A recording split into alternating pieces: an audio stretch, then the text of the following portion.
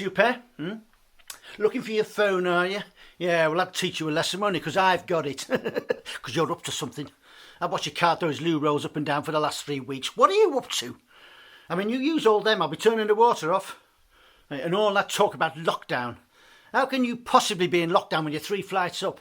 And another thing, all that talk about bats. You were trying to scare me, weren't you? Yeah, I heard all that noise the other afternoon. Crawled up into the attic. I've been up there for years. Opened the skylight to let the sun in. What do I find? You two sunbathing on the bloody roof. That's what I find. Scared the living daylights out of me, you did. I mean, you know, you want to be careful.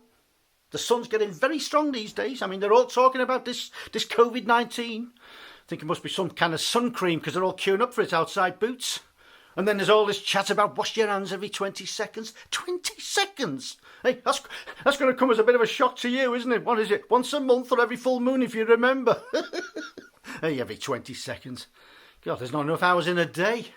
Then they want you to sing happy birthday. I mean, how can I possibly sing happy birthday? It's not my birthday until November. Mind you, I suppose I could always ask Miss Jones if she wants to share the wash basin. And if you're thinking about working from home, you can think again. I'll put your rent up. I mean, I'm a shrewd businessman and times are tough. I've been onto the phone to the government about those grants, you know. Do you know what they asked me? Are you furloughing anyone? A bloody nerve of it. What Miss Jones and I get up to in the privacy of her room is entirely our business.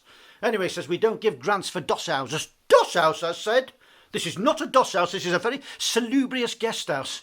I mean, I know it's only half painted, but that's because you shut the pound shop round the corner and can only get the paint in little tubes. When they say buy cheap, buy twice. God, with me, it's buy cheap, buy 10. Anyway, it's a non-essential business, he said. But what about my walls, I said. And I know what's going to happen after all of this, you know I do. I mean, they're going to be coming after me for me money. Yeah, well, Boris isn't going to get his mucky little paws on my cash. No, I've got it all in a biscuit tin under the bed. Nobody knows it's there. I mean, look at them all, look at them. I mean, take that, what's his name? That Trump in America. You know, I mean, I've seen more brains and natural colour in a packet of hobnobs. Hey, and while we're on the subject of food, there's not one of you thanked me for those chocolate buttons I bought you at Easter. I mean, all right, I know they were cheap, but I didn't know they were for dogs, did I? And then shouting to me downstairs, "Oh, Mr. Brigsby, why don't you buy Miss Jones a bottle of sanitizer?" Do you know how much it cost me? Do you know how much? 60 ruddy quid. I got done for loitering in the supermarket. Well, you never told me if it was Spanish, French, red, white, did you? I didn't know. And he wrote, "So you're in lockdown up there and I'm down here being a good neighbour to Miss Jones. Yeah. Just nip across the landing every night, you know, knock just to check she's all right. Yeah, I'm not sure if she's on lockdown or lock-in. Mind you, I've caught her on the stairs a couple of times. I've said, 'Oh, not essential travel, Miss Jones. Stay at home.' Mind you, I mean, we've been practising social distancing for years. I mean, every time I walk in through the door, she jumps back 10 feet. I'd be carving a groove in the carpet going round and round in bloody circles. I mean, how can you possibly have a romantic meal when you're 8 foot apart with half a pork pie and a jar of pickles? I mean, it's not going to get any better, you know. It's going to get worse. I mean, I've started keeping Vienna in at night. I mean, she's not going to end up at somebody's Sunday dinner, I do know. Yeah, and I'll tell you something. I mean, I got the shock of my life, I did.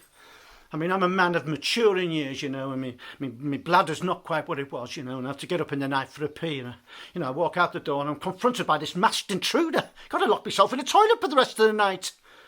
Get up in the morning, realise it's Miss Jones in a mask, says she's got the virus. The virus. Don't talk to me about virus. I know about virus. Corona. Corona and me, we go back years. I remember it well, yeah. I drank 3 bottles of Lucozade. Spent 4 days on the toilet with a jippy stomach blowing bubbles. And he wrote, "So you're in lockdown and she's in bed." I mean, I'm not bored. No, I'm not bored. I haven't got time to be bored, no. I mean, you know, I've been talking to myself in the mirror, but that's when I thought I'd better do a bit of community service, you know. You know, us old soldiers, you know, we've got to do a bit for society, you know. So I thought I might run a raffle for the Retired Landlords Association, you know. That's bound to grab people's attention. I mean, otherwise, there's, you know... There's always her down the road, you know. The one with the mucky curtains is always looking through the window, you know. I think Phyllis, her name is. You know, a couple of weeks ago, walked past, gave her a little wave, glared back at me Well, that's when I thought that, they're telling you to think out the box, so I pushed a newspaper under a door. Well, I just finished my fish and chips, got to do something with the wrapper. Anyway, it worked. Next night, knock at the door. Open the door. There she is. Bit strange, I thought. Wearing rubber gloves and stinks of Dettol, but hey, never mind. I can feel that heat. I can feel it. I can feel that energy, that carnal desire between us. Yeah, I think she knows a local hero when she sees one. And then the coded message. Toilet rolls. I like your style, Phyllis. Yes, Mr. Riggs. Remember, a friend and I were just saying that, if you run out of toilet rolls, you can always, you can always, well, you can always wash your bits under the tap. I think, oh, I remember that, Phyllis. She trots off down the road. I think, Rigsby, you're in there. Miss Jones in bed. She's definitely Baby Sham and Matt Monroe material. Anyway, I thought I'd give it a go. Spent 2 hours with my bum stuck in the basin. Vienna climbs on top, falls asleep, wakes up, sharpens her claws. I couldn't sit down for 3 days. Anyway, the next night, Phyllis rings. Hello, Mr. Rigsby. I'm just giving you a buddy call on behalf of Help the Aged. I don't need a bloody buddy call, I thought. Well, she said you might be isolated. I said, how can I possibly be isolated when I've got Tweedledum and Tweedledee upstairs and I've got, I've got the Mona Lisa next door. Well, she said, we do a bit of home help too, So I thought, might get the painting finished. So, what days do you come then, Phyllis? She says, well, I'll come round on a Thursday evening for a chat. I think, oh, right then. Well, I'll see you Thursday evening then. Anyway, Thursday evening comes, put my best cravats on, splash on a bit of brute, get the old pork pie out, give it a polish, put out the Baby Sham ready. That's when I suddenly realised, I thought, I actually think this Phyllis is quite famous. I actually think she's more famous than the Queen. I reckon she's one of them retired celebrity chefs, because the moment I stuck my head out the door and she walks on the street, they're all out clapping, banging saucepan lids. Nearly gave me a heart attack. So I shut the door and standing behind, I could feel the blood pumping round me. Next thing, there's a knock on the door. So I opened the door and there she stood, thinking, oh, pulled the stockings up. Nice pair of fluffy purple slippers, very regal.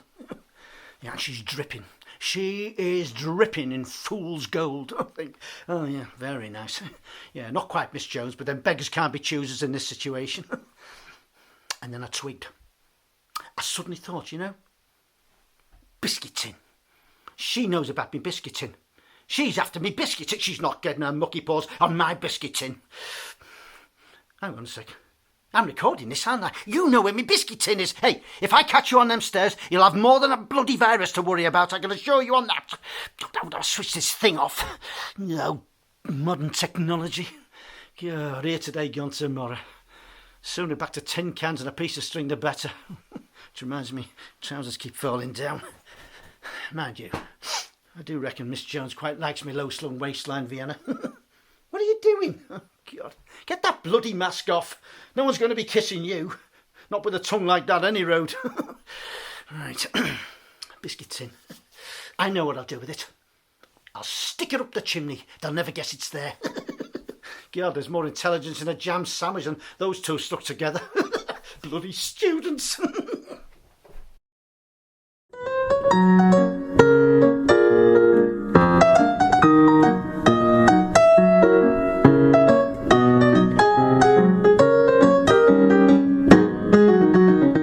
And you can get out the bloody way and all, cat.